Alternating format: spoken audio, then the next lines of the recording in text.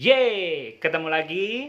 Kita akan melanjutkan pembahasan video kemarin, ya apa sih caranya biar target Ramadan kita bisa dicapai dengan optimal. Saya yakin semua orang punya tips dan triknya sendiri, tapi khusus hari ini, khusus di video ini, kita akan membahas tentang tips dan trik dari sarjana humor. Semoga bermanfaat. Kemarin ada mantra yang harus dihafal. Masih ingat mantranya? Ya, be fun together. B itu benefit, manfaat yang akan kita dapatkan saat kita melaksanakan aktivitas tersebut. Fun itu adalah melakukannya dengan proses yang menyenangkan. Together, melakukannya bersama-sama. Seperti apakah ketiga hal ini? Kita akan mencoba untuk membahasnya. Pertama, benefit. Kenapa sih ada orang yang mau melakukan atau membayar sesuatu? Karena ada manfaat yang bisa dia dapatkan. Kenapa sih kok ada orang yang mau berpuasa?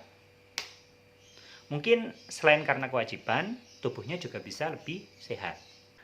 Organ-organ di dalam tubuh kita itu perlu istirahat. Nah, disinilah puasa memainkan perannya. Agar apa? Organ yang ada di dalam tubuh kita itu tidak diforsir bekerja sepanjang waktu. Sekarang, waktunya perawatan. Sama seperti bumi di masa pandemi sekarang ini. Polusinya jauh berkurang, jauh banget. Kemarin saya mendapatkan sebuah artikel berita bahwa view Gunung Himalaya sekarang bisa dilihat dari salah satu sudut wilayah yang ada di India. Ini padahal selama beberapa tahun tidak akan terjadi. Tapi karena polusinya jauh berkurang, akhirnya view ini bisa tampak. Saya nggak kaget. Karena view Gunung Arjuno yang ada di Pasuruan, ya kan, itu juga bisa terlihat dari rumah saya saat ini. Nah, sekarang pun saya juga sedang istirahat karena istri dan anak saya sedang berada di rumah mertua. Disapeh bos telung dino. Semoga me time hari ini bisa saya optimalkan untuk ibadah. Ibadah apa, Mas? Ya turulah. Apa mana? Contoh yang lain, kenapa sih kita kok harus membayar zakat, infak, sodako, dan wakaf?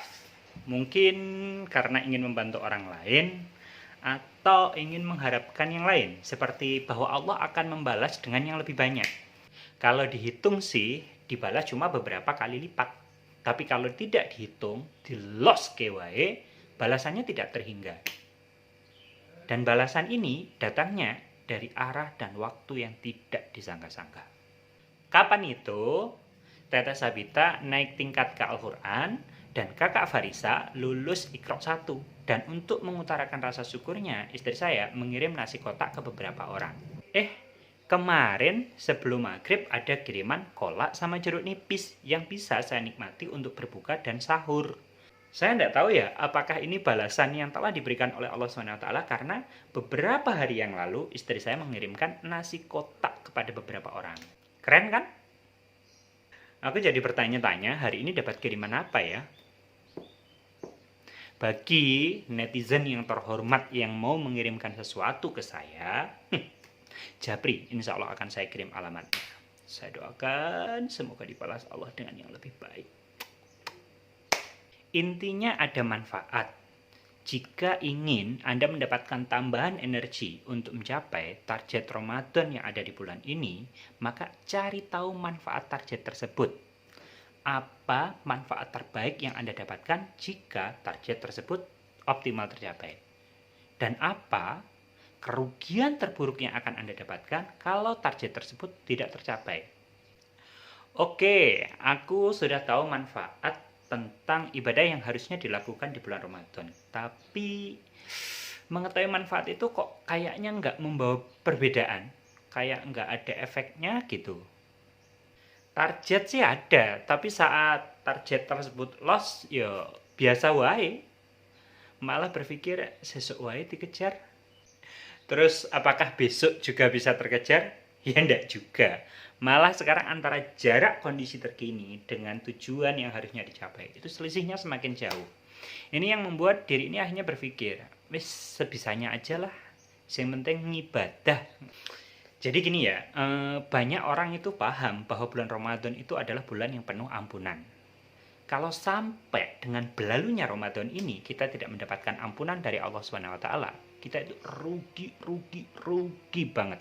Tapi pengetahuan seperti ini ternyata tidak cukup menambah energi kepada kita untuk mengoptimalkan seluruh peluang yang ada di bulan Ramadan. Maka kita perlu menarik manfaat yang umum tersebut ke dalam personal diri kita.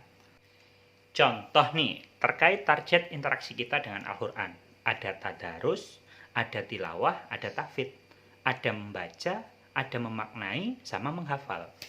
Kita tahulah manfaatnya. Kalau kita membaca satu huruf akan mendapatkan 10 kebaikan. Kalau kita mencoba untuk memaknainya, kita akan mendapatkan naungan dari malaikat. Dan kalau kita bisa menghafalkannya, bahkan sampai 30 juz, maka kita akan mendapatkan satu hal yang sangat luar biasa. Orang tua kita di akhirat nanti akan diberikan penghormatan berupa apa? Berupa mahkota. Di dalam salah satu kajian Ustadz Adi Hidayat, saya pernah melihat ya, kalau orang masuk neraka menyesal itu wajar. Tapi nanti di surga itu ada orang yang masuk surga itu menyesal. Loh kok bisa? Nanti kalau kita masuk surga, amin ya Allah, kita akan memasukinya tingkat demi tingkat.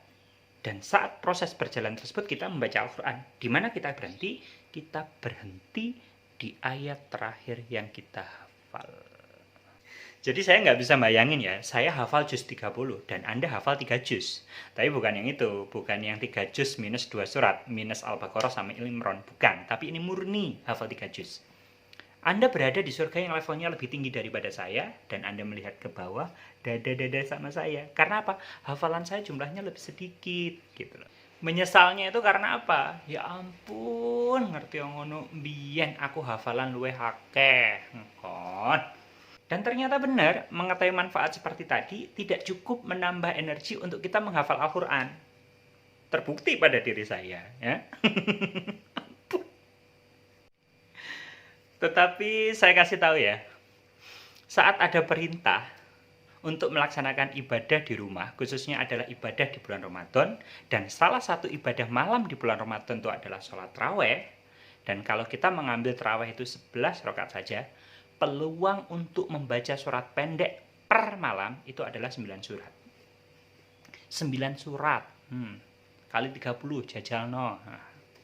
Rasa malu kepada istri dan kepada anak itu lebih powerful untuk menambah hafalan kita.